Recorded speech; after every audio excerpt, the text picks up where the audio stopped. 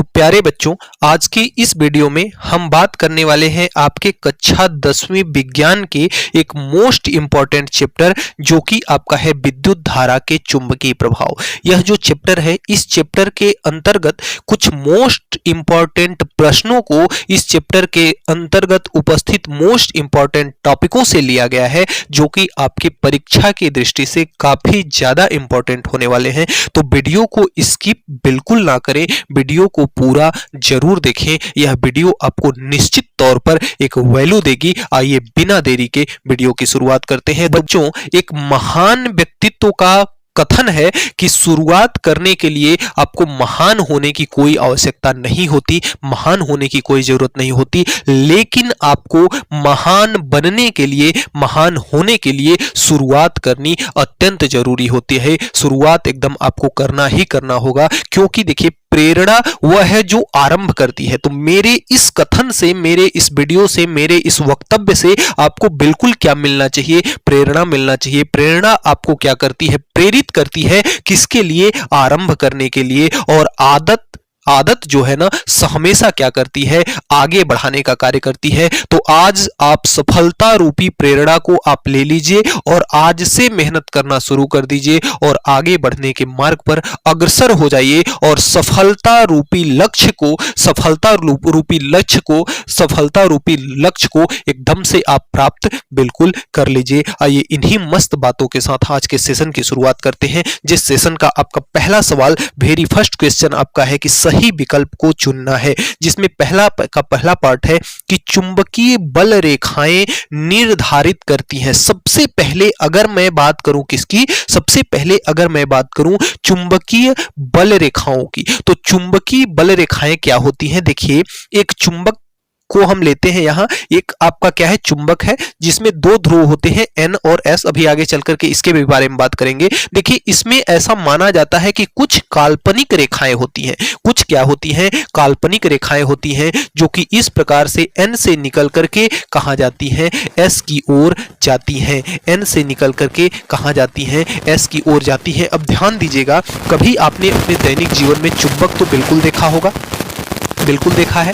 अब चुंबक के पास जब हम लोहे से बनी कोई वस्तु को लाते हैं तो चुंबक तो यहाँ है ना, लेकिन चुंबक के पास बिना आए ही यह वस्तु को क्या करने लगता है? आकर्षित या प्रतिकर्षित करने लगता है। चुंबक का एक ऐसा क्षेत्र होता है जिस क्षेत्र में अगर इस वस्तु को हम अगर ले करके जाते हैं तो वहां से इस वस्तु को या तो अपनी ओर खींचेगा या तो इसको क्या करेगा? धक्का देगा। तो आप सोचे हैं कि ऐसा क्यों होता है? तो ऐसा इसलिए होता है कि इसके चारों ओर होती है क्या? रेखाएं। चारों ओर इस प्रकार से क्या होती हैं? रेखाएं, जिन्हें हम चुंबकीय बल रेखाएं कहते हैं। तो ये रेखाएं वास्तव में नहीं होती, वास्तव में आपको नहीं दिखती, तो कैसी होती हैं? काल्पनिक होती हैं। तो चुंबकीय बल रेखाएं वे काल्पनिक रेखाएं हैं जो चुंबक के वास्तविक चुंबकीय क्षेत्र को क्या करती हैं? प्रदर्शित करती हैं। तो इसी अब आइए देखते हैं सवाल क्या कह रहा है कि चुंबकीय बल रेखाएं किसका निर्धारण करती हैं। तो अभी अभी हमने बताया कि चुंबकीय बल रेखाएं किसका निर्धारण करती हैं? चुंबकीय क्षेत्र का निर्धारण करती हैं। होती तो है काल्पनिक, लेकिन वास्तविक चुंबकीय क्षेत्र का क्या करती हैं? निर्धारण करती हैं। तो ब विकल्प इसका आपका बिल्कुल से राइट हो जाएगा। अब अगले क्रम में इसका जो दूसरा पार्ट है, कहता है क्या कि सीधे धारावाही चालक तार के नजदीक चुंबकीय क्षेत्र कैसा होता है? जब सीधा धारावाही चालक जब होगा या कोई भी चालक होगा, तो जो चुंबकीय क्षेत्र होगा ना, वह जो धारावाही चालक, यानी अगर धारा वहां पे होगी तो चुंबकीय क्षेत्र धारा के कहां होता है? अभिलंबवत होता है। ये बात आप गांठ बांध करके एकदम रख लीजिए, जो हमेशा कहां होता है? अभिलंबवत। तो आपका इसमें भी ब ऑप्शन आपका बिल्कुल सही हो जाएगा कि चालक तार के कहां हो जाएगा? आपका लंबवत हो जाएगा आपका चुंबकीय क्षेत्र। इस प्रकार से अब अगले क्रम में तीसरे पार्ट को अगर देखें तो तीसरा पार्ट कहता है कि परिनालिका के अंदर चुंबकीय क्षेत्र होता है। अब देखिए परिनालिका क्या होती है? अगर मैं बात करूं कि एक ऐसा लोहा आपका है जो नर्म लोहा है, अब इस पे हम क्या करते हैं? तारों से बनी कुंडली को इसके ऊपर हम क्या करते हैं? इस प्रकार से लपेट देते हैं, और लपेटने के पश्चात जब इसमें हम क्या प्रवाहित करते हैं? आपकी धारा प्रवाहित करते हैं। तो ये जो नर्म लोहे की जो छड़ है ना, यह कैसी हो जाती है, चुंबकीय हो जाती है। तो इसे ही हम क्या कहते हैं, परिनालिका कहते हैं। इस नर्म लोहे की छड़ को क्या कहते हैं, परिनालिका। और इसके किसी भी बिंदु पर, चाहे इस बिंदु पर देख लें, चाहे इस बिंदु पर, चाहे इस पर, इस पर, इस पर, इस पर, कहीं भी इसमें हम देख लें, किसी भी बिंदु पर सभी पर एक समान चुंबकीय क्षेत्र होगा आपका। तो इसका भी ब ऑप्शन आपका बिल्कुल राइट हो जाएगा, एक समान। अब अगले क्रम में चौथे पार्ट को देखें तो चौथा पार्ट कहता क्या है कि विद्युत चुंबकीय प्रेरण की घटना है। विद्युत चुंबकीय प्रेरण की घटना क्या है, देखिए एक वैज्ञानिक थे जिनका नाम क्या था, माइकल फैराडे। एक वैज्ञानिक थे जिनका नाम क्या था आपका, माइकल फैराडे। अब माइकल फैराडे ने क्या किया, उन दिनों का दौर था जब ये पता चल चुका था कि जब आपका विद्युत चलता है, जब आपका इलेक्ट्रॉन चलता है, तो अपनी ओर क्या उत्पन्न करता है, अपने चारों ओर उत्पन्न करता है चुंबकीय क्षेत्र। बी से प्रदर्शित करते हैं जिसे, तो अपने चारों ओर क्या करता है, चुंबकीय क्षेत्र। तो इन्होंने ये सोचा कि जब चालक की गति से, जब विद्युत की गति से चुंबक उत्पन्न हो जा रहा है, तो क्या चुंबक से विद्युत उत्पन्न हो जाएगा क्या, इनके दिमाग में प्रश्न आया। तो इन्होंने अपने प्रयोगों प्रेक्षणों में शुरू किया क्या करना, प्रयोग करना। तो इन्होंने ये देखा कि जिस प्रकार से आपके धारा के चलने से चुंबक बन रहा है, उसी प्रकार से जब चुंबक के मध्य सापेक्ष गति होती है तो क्या बनता है आपका, धारा आई बनती है। तो इसी सिद्धांत को, इसी घटना को हम क्या कहते हैं, विद्युत चुंबकीय प्रेरण कहते हैं। आइए विकल्प को देखते हैं, क्या कह रहा है कि घटना कैसी है, चुंबकीय प्रेरण की घटना कैसी है। तो इसका जो ऑप्शन होगा, पहला ऑप्शन अगर देखें तो किसी वस्तु को आवेशित करना बिल्कुल नहीं है। किसी कुंडली को घुमाने की प्रक्रिया, देखिए घुमाने की प्रक्रिया तो ये बिल्कुल नहीं है, वो तो मोटर का सिद्धांत है।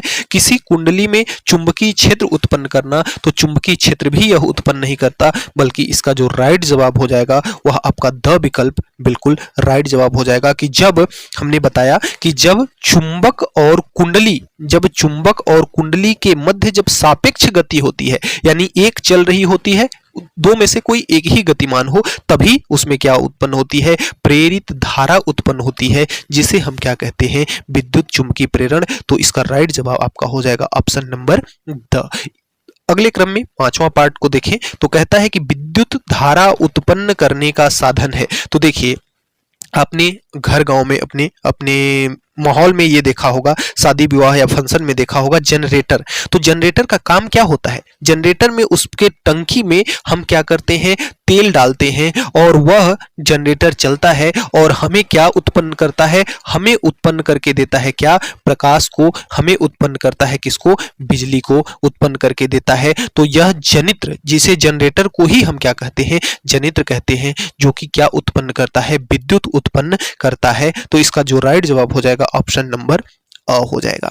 अगले क्रम में छठवां, फ्लेमिंग के दाएं हाथ का नियम क्या देता है। फ्लेमिंग के दाएं हाथ का नियम क्या देता है, आगे चल करके फ्लेमिंग के बाएं हाथ का नियम, दाएं हाथ का नियम हम सारे सीक्वेंस से पढ़ेंगे। अभी फिलहाल आप ये जान लीजिए कि प्रेरित धारा की दिशा को देखने के लिए हम क्या करते हैं, फ्लेमिंग के दाएं हाथ का नियम उपयोग में लेते हैं। अगले क्रम में आपका क्या कहता है कि विद्युत मोटर परिवर्तित करता है। आपने देखा है जो आप अपने घरों में सिंचाई वाला मोटर जो उपयोग करते हैं, उसमें हम क्या देते हैं, उसमें देते हैं विद्युत, लेकिन वह विद्युत का उपयोग करके क्या करता है, अपने अंदर लगी पंखी को क्या करता है, घुमाता है, जिससे पानी हमारे खेतों तक क्या होता है, पहुंच जाता है। तो यानी कि क्या कर रहा है, हम विद्युत दे रहे हैं, तो वह विद्युत ऊर्जा को, इसको पंखी को घुमाने में लगा रहा है, यानी विद्युत ऊर्जा को यांत्रिक ऊर्जा में बदल रहा है। आइए ऑप्शन देखते हैं। तो द ऑप्शन जो है वह क्या है कि विद्युत ऊर्जा को यांत्रिक ऊर्जा में यह क्या कर रहा है, बदल रहा है।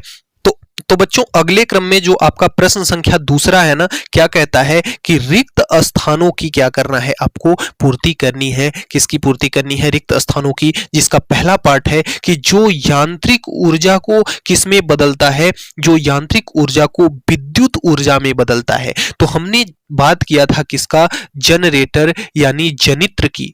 हमने क्या किया, किसकी बात किया था, जनित्र की। वहां पे हमने आपको अभी बताया कि जब उसमें हम तेल डालते हैं तो जनरेटर उसको क्या करता है, विद्युत, हमें विद्युत देता है, जिससे बल्ब वगैरह हम क्या करते हैं, जलाते हैं। तो इसमें आप क्या भर लेंगे कि बदलता है, वह क्या कहलाता है, जनित्र कहलाता है या जनरेटर कहलाता है। अब इसके दूसरे पार्ट की अगर बात करें तो दूसरा पार्ट कहता है कि विद्युत ऊर्जा को यांत्रिक ऊर्जा में बदलता है। तो अभी हमने बात किया था आपकी किसकी, मोटर की। तो मोटर जो है उसमें हम विद्युत देते हैं और वह पंखी को क्या करता है, घुमाता है, यानी उसको यांत्रिक ऊर्जा में बदलता है। तो यहां पे हम क्या भर लेंगे, वहां पे हम भर लेंगे विद्युत मोटर। हम क्या भर लेंगे, विद्युत मोटर भर लेंगे। इसमें इसके ऑप्शन में हम क्या भर लेंगे, विद्युत मोटर भर लेंगे। अगले क्रम में इसका जो तीसरा पार्ट है, तीसरा पार्ट क्या कहता है कि फ्लेमिंग के दाहिने हाथ के नियम के माध्यम से क्या ज्ञात किया जाता है। तो दाहिने हाथ के नियम के माध्यम से हम क्या ज्ञात करते हैं, हम ज्ञात करते हैं किसको, चुंबकीय क्षेत्र को, चुंबकीय क्षेत्र की दिशा को। किसकी दिशा को, चुंबकीय क्षेत्र की दिशा को। तो यहाँ पे चुंबकीय क्षेत्र, तो अब यहाँ पे आप क्या भर लेंगे, चुंबकीय क्षेत्र की दिशा को हम क्या करते हैं, ज्ञात करते हैं। तो इस प्रकार से इसमें भर लेंगे। जब इसका पांचवा पार्ट को अगर देखें तो पांचवा पार्ट इसका क्या कहता है कि फ्लेमिंग के बाएं हाथ के नियम से धारावाही चालक पर किसकी दिशा ज्ञात करते हैं। तो धारावाही चालक पर हम क्या करते हैं, बाएं हाथ के नियम से हम उस पर बल की दिशा ज्ञात करते हैं, आरोपित बल की क्या करते हैं, दिशा ज्ञात करते हैं। अगर हम ये देखिए पांचवा दो बार टाइप हो गया है तो इसको आप काट लेंगे, ये कोई ऑप्शन आपका नहीं है। अब अगले क्रम में देखते हैं प्रश्न संख्या 3 को। तो जो आपका प्रश्न संख्या 3 कहता है कि विद्युत चुंबकीय प्रेरण की घटना का प्रतिपादन किस वैज्ञानिक ने किया। तो अभी अभी हमने जब वीडियो की शुरुआत किया था तो वहां पे मैंने एक वैज्ञानिक का चर्चा किया था, किसकी, माइकल फैराडे की। किसका चर्चा किया था, माइकल फैराडे की। तो विद्युत चुंबकीय प्रेरण की जो घटना है किसने दिया, माइकल फैराडे ने दिया। और कब दिया, 1831 ईस्वी में। तो इस प्रकार से आप इसके उत्तर को लिख सकते हैं। अब अगले क्रम में आइए देखते हैं प्रश्न संख्या 4 को। आ गया, इंपॉर्टेंट है, पूछता है, बार बार पूछता है आपके कि फ्लेमिंग के बाएं हाथ का नियम लिखिए। कम ही प्रश्न में पूछेगा, मतलब छोटे नंबर में ही पूछेगा, लेकिन पूछता जरूर है। फ्लेमिंग के देखिए बाएं हाथ का नियम क्या कहता है कि यदि हम अपने बाम यानी कि बाएं हाथ के तर्जनी, मध्यमा और अंगूठा तीनों को इस प्रकार से फैलाएं कि तीनों क्या हो, एक दूसरे के परस्पर लंबवत हो, समकोण पर हो। यानी कि ये तर्जनी हो, ये मध्यमा हो और ये क्या हो, अंगूठा हो। तीनों क्या हो, एक दूसरे के, तीनों क्या हो, एक दूसरे के 90 डिग्री पर हो। इस प्रकार से हम अगर उंगलियों को फैलाते हैं तो अगर तर्जनी विद्युत क्षेत्र की दिशा और मध्यमा धारा की दिशा रहे तो अंगूठा क्या बताता है, चुंबकीय क्षेत्र। अभी ऑप्शन में भी आया था कि अंगूठा हमें क्या बताएगा, तो चुंबकीय क्षेत्र की दिशा हमें क्या करता है, अंगूठा बताता है। आइए इसके चित्र को आपको समझाते हैं थोड़ा सा। देखिए यह बायां हाथ है, इसके अंगूठे को आप ऊपर इस प्रकार से कर लीजिए, तर्जनी को आप सीधा फैला दीजिए और मध्यमा को आप कहां कर दीजिए, नीचे। तो जो आपकी, अगर मध्यमा को आप करंट की दिशा में किए हैं और जो तर्जनी है उसको विद्युत क्षेत्र की दिशा में किए हैं, तो जो अंगूठा है ना, यह क्या बताएगा, गति की दिशा को आपको बताएगा। किसकी दिशा को बताएगा, गति की दिशा को बताएगा। अब आइए देखते हैं, यहाँ पे एक ये दिया हुआ है डायग्राम। यहाँ देखिए मध्यमा उंगली को हमने क्या कहां किया, धारा की दिशा में किया।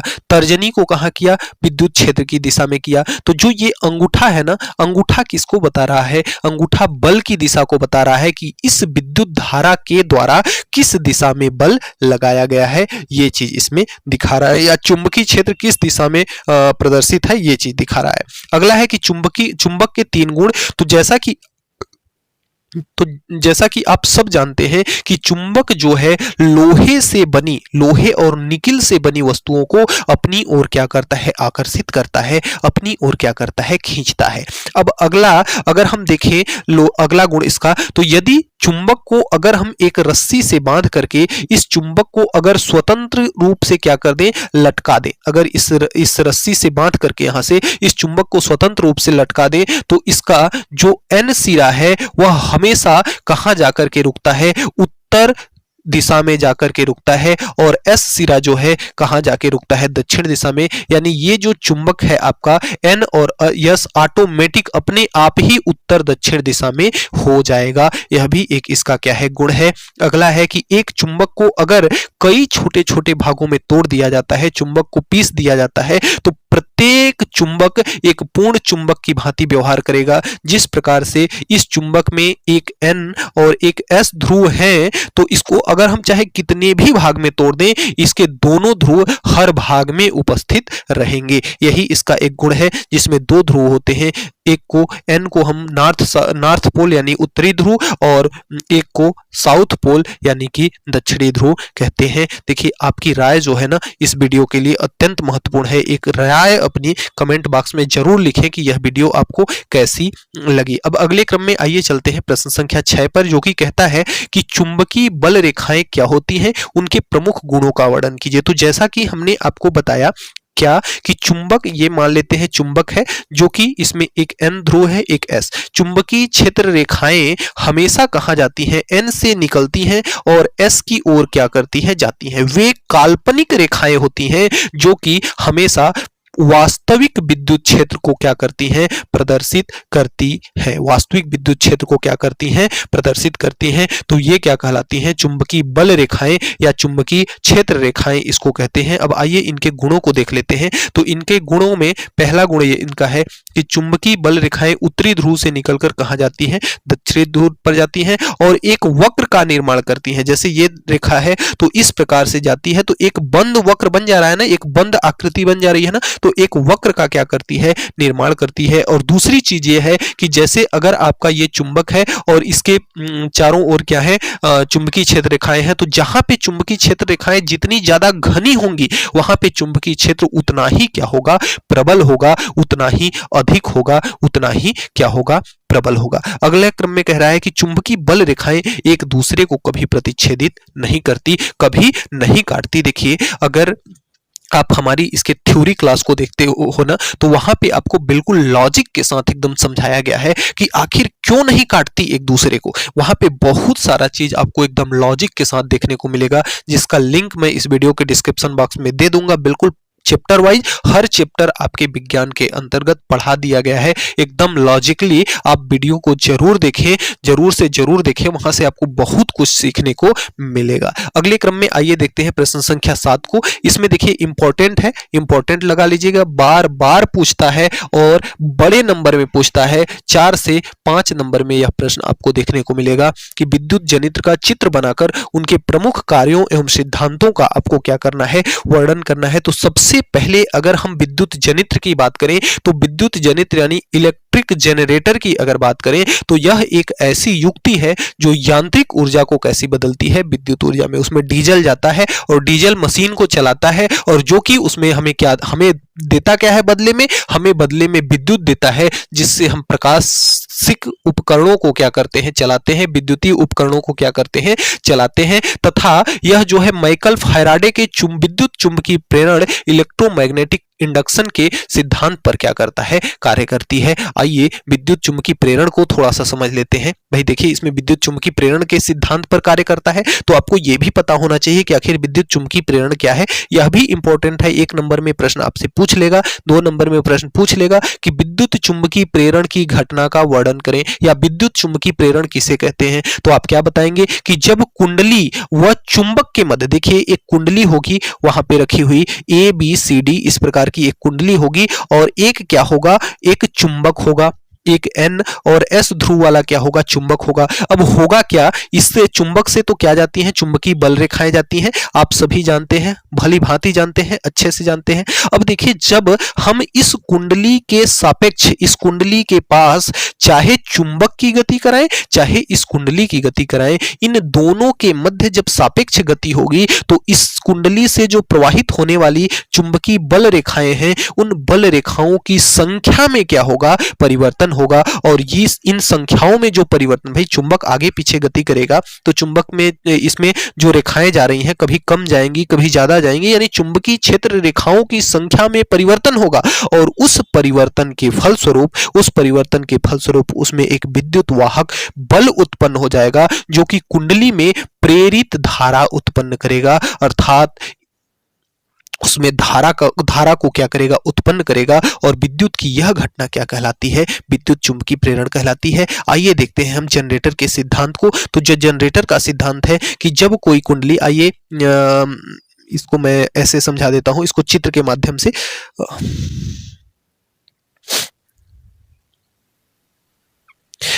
तो देखिए जो इसका जो सिद्धांत है वह क्या कहता है कि जब कोई कुंडली किसी चुंबकीय क्षेत्र में घूमती है तो उसके सिरों पर क्या उत्पन्न हो जाता है, प्रेरित विद्युत वाहक बल। वही विद्युत प्रेरण की घटना उसमें क्या हो जाती है, जिससे धारा उसमें क्या होने लगती है, बहने लगती है, जिसे हम क्या कहते हैं, प्रेरित धारा कहते हैं। और इस प्रेरित धारा की दिशा हम किसके आधार पर ज्ञात करते हैं, फ्लेमिंग के दाएं हाथ के नियम के आधार पर इसको ज्ञात करते हैं। अब देखिए इसका जो बनावट कैसे होता है, आइए बनावट के बारे में चर्चा करते हैं। इस लैंग्वेज को आप पढ़ लीजिएगा और नोट्स कॉपी में लिख लीजिएगा। आइए मैं चित्र पर ले जाकर के आपको समझाता हूं। देखिए यह आपका विद्युत जनरेटर का एक चित्र है। इसमें देखिए एक चुंबक होता है जिसमें N और S दोनों सिरे होते हैं, N और S दोनों सिरे होते हैं।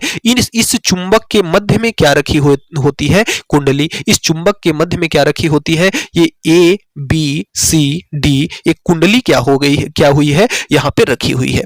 अब जब इस चुंबक के मध्य क्या कराते हैं, हम सापेक्ष गति कराते हैं। कुंडली को हम यहां से क्या करते हैं, यहां से लगा हुआ है, इसको हम क्या करते हैं, ये विभक्त वलय है, जिसके जो विभक्त वलय ये S1 है और यह क्या है, S2 है। यह कुंडली को क्या करता है, इसके अंदर देखिए कुंडली सेट है आपकी, कुंडली को क्या करता है, यह घुमाने का कार्य करता है। कुंडली को क्या करता है, घुमाने का कार्य करता है, जो आपके बूस B1 और B2 से लगा करके कसा गया है। तो जब हम कुंडली को क्या करते हैं, यहां से इस विभक्त वलय की सहायता से और बूस की सहायता से इस कुंडली को घुमाते हैं, तो इससे संबंधित, भाई ये चुंबक है तो इसमें चुंबकीय क्षेत्र रेखाएं इस प्रकार से जा रही होंगी और जब कुंडली घूमने लगेगी तो इन रेखाओं की संख्या में क्या होगा, परिवर्तन देखने को मिलेगा। और इन रेखाओं की संख्या में परिवर्तन के कारण इसमें क्या देखने को मिलेगा, प्रेरित विद्युत वाहक बल, जो कि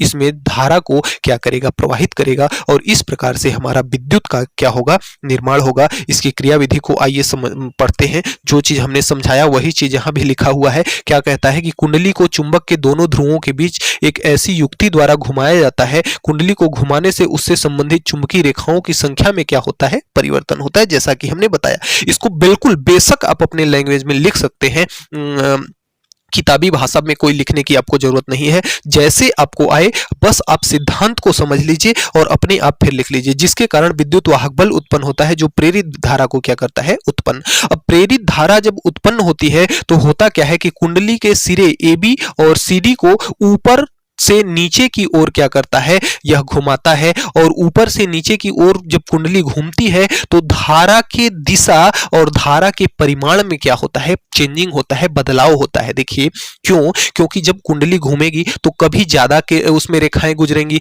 कभी कम रेखाएं उससे होकर के जाएंगी, तो उसके और कुंडली घूम रही है यानी निरंतर उसके दिशा में भी परिवर्तन हो रहा है। तो उसमें जो विद्युत प्रवाहित हो रहा है उसमें उसके दिशा और परिमाण में लगातार समय के साथ साथ क्या हो रहा है, परिवर्तन हो रहा है। और जब धारा समय के साथ साथ अपने दिशा को और अपने परिमाण को बदलती है तो ऐसे धारा को हम क्या कहते हैं, प्रत्यावर्ती धारा कहते हैं। तो उसमें क्या उत्पन्न होती है, प्रत्यावर्ती धारा उत्पन्न होती है, जिसका उपयोग हम अपने उपकरणों को चलाने में करते हैं। देखिए बच्चों, यह जो स्लाइड है ना, यह अथक प्रयास और काफी मेहनत से बनाई गई है, जिसके लिए आपसे बस एक छोटा सा अनुरोध है कि इस वीडियो को ज्यादा से ज्यादा शेयर करें। और वीडियो आपको हमारे चैनल की अच्छी लगती होगी तो चैनल को सब्सक्राइब करना बिल्कुल ना भूलें, चैनल को सब्सक्राइब जरूर करें। अगले क्रम में देखिए यह भी एक बहुत इंपॉर्टेंट प्रश्न है। अगर ये जो मैं बताया, दो में से एक तो ये मान के चलिए कि श्योर है, एकदम आना ही आना है,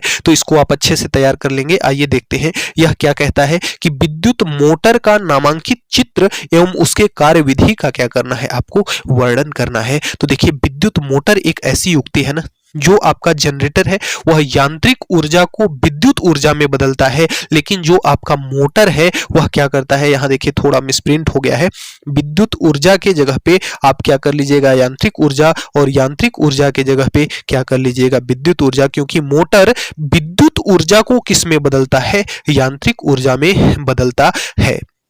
तो यह मोटर का क्या हो गया, एक तरह से बेसिक सी बात हो गई। अब इसका सिद्धांत क्या है कि जब किसी कुंडली को चुंबकीय क्षेत्र में रखकर उसमें धारा प्रवाहित की जाती है तो उसमें एक क्या उत्पन्न हो जाता है, बल उत्पन्न हो जाता है, जो कुंडली को क्या करता है, घुमाने का कार्य करता है।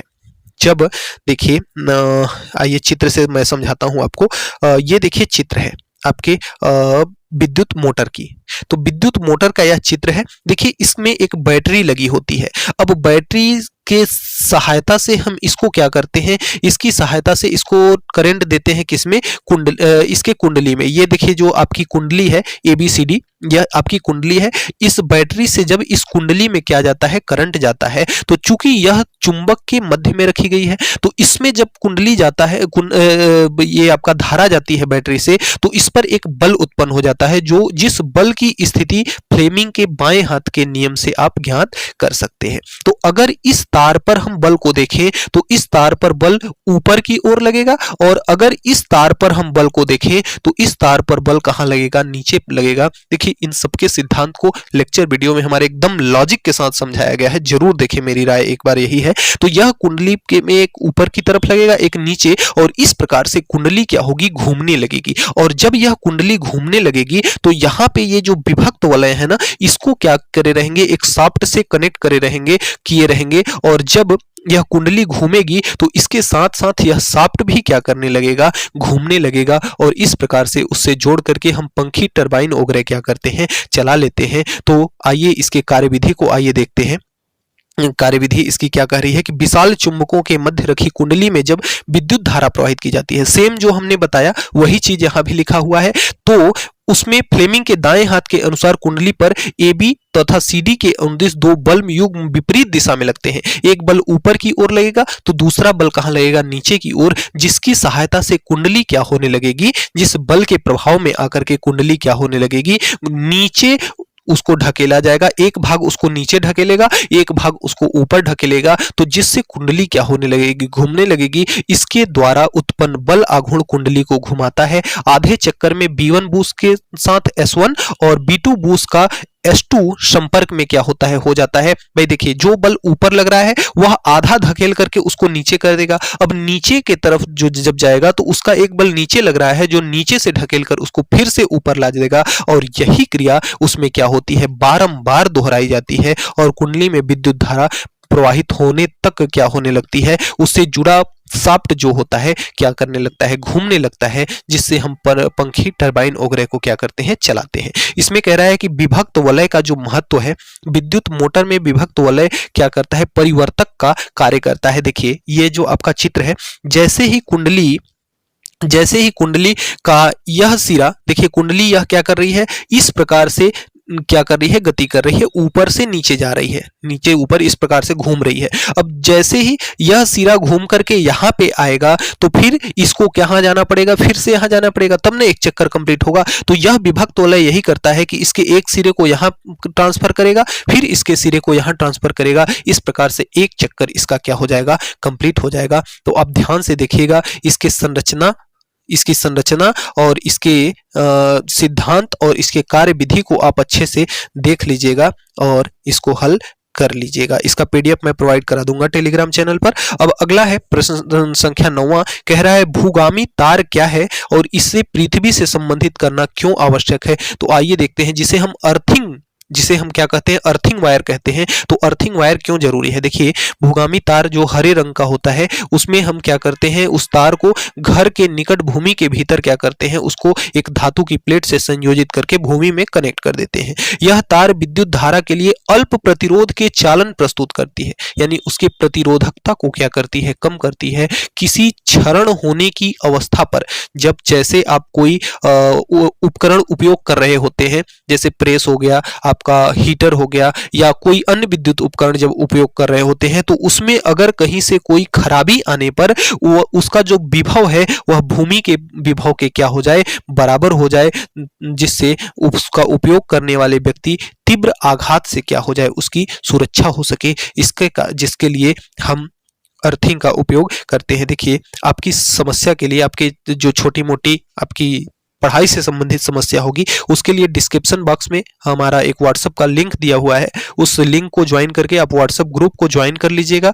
और अगर इसकी पीडीएफ चाहिए तो पीडीएफ के लिए आपको टेलीग्राम चैनल हमारा ज्वाइन कर लेंगे, जहां आपको पीडीएफ प्रोवाइड करा दी जाएगी। अगले क्रम में प्रश्न आपका 10वां है, कहता है कि सीधे धारावाही चालक तारों में उत्पन्न चुंबकीय क्षेत्र की दिशा ज्ञात करने वाला नियम लिखिए। तो देखिए, दिशा, चुंबकीय क्षेत्र की जो दिशा ज्ञात करने का नियम है वह क्या है, वह फ्लेमिंग के दाहिने हाथ का नियम है। आइए दाहिने हाथ के नियम को समझाते हैं। दाहिने हाथ के नियम के अनुसार भी आपको अंगूठा, तर्जनी और मध्यमा को इस प्रकार फैलाना है कि एक दूसरे के क्या हो, समकोण पर स्थित हो। और यह जब समकोण पर स्थित होगी तो अगर मध्यमा को आप क्या किधर किए होंगे, प्रेरित धारा की दिशा में किए होंगे, और इसको चुंबकीय क्षेत्र की दिशा में करेंगे, तो अंगूठा आपके गति की दिशा को बताएगा। किसकी दिशा को बताएगा? गति की दिशा। या चालक तार की गति की दिशा में अगर आप क्या कर दें, अंगूठा कर दें, और प्रेरित धारा की दिशा की ओर तर्जनी कर दें, तो यह जो मध्यमा है यह चुंबकीय क्षेत्र को क्या करती है,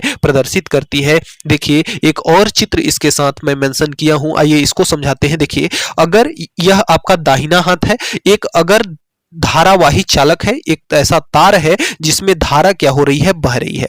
अब धारा इसमें बह रही है ऊपर की ओर, तो आप इसको ऐसा पकड़िए, इसको इस प्रकार से पकड़िए कि अंगूठा आपका कहां जाए, धारा की दिशा में। अंगूठा आपका कहां जाए, धारा की दिशा में। तो जो ये अंगुलियां घूम रही हैं आपकी ना, अंगुलियां जिधर की ओर घूम रही है ना, उधर आपका क्या होगा, चुंबकीय क्षेत्र की दिशा होगी। उधर आपकी कौन सी दिशा होगी, चुंबकीय क्षेत्र की दिशा आपकी होगी। यही के दाहिने हाथ के नियम को समझ सकते हैं। अगला आपका इंपॉर्टेंट है, यह भी आता है परीक्षा में कि एसी और डीसी में क्या अंतर है। तो प्रत्यावर्ती धारा हमने अभी आपको बताया कि ऐसी धारा जो एक निश्चित समय में अपने दिशा में और अपने परिमाण में क्या करती है, परिवर्तन करती है, ऐसे धारा को हम क्या कहते हैं, प्रत्यावर्ती धारा या एसी करंट या अल्टरनेट करंट, इसको हम क्या कहते हैं। अगला आपका है डीसी करंट, सॉरी डीसी। तो डीसी क्या है, डायरेक्ट करंट है। डायरेक्ट करंट को एक प्रत्यक्ष धारा हम कहते हैं या दिष्ट धारा कहते हैं, लेकिन यह धारा प्रत्यावर्ती धारा के जैसे दिशा और परिमाण में परिवर्तन नहीं करती। इसकी दिशा और परिमाण दोनों क्या होता है, समान होता है।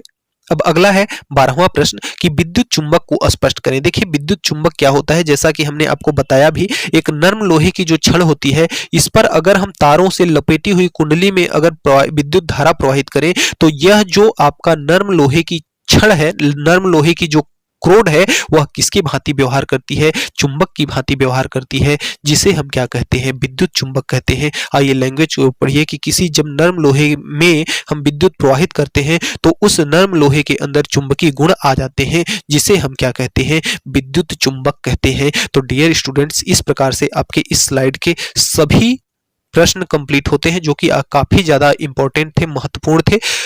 इसका लिंक मैं टेलीग्राम चैनल में पीडीएफ प्रोवाइड कर दूंगा, वहां से आप जाकर के पीडीएफ डाउनलोड करें और वीडियो को देख करके अपनी तैयारी कंप्लीट करें।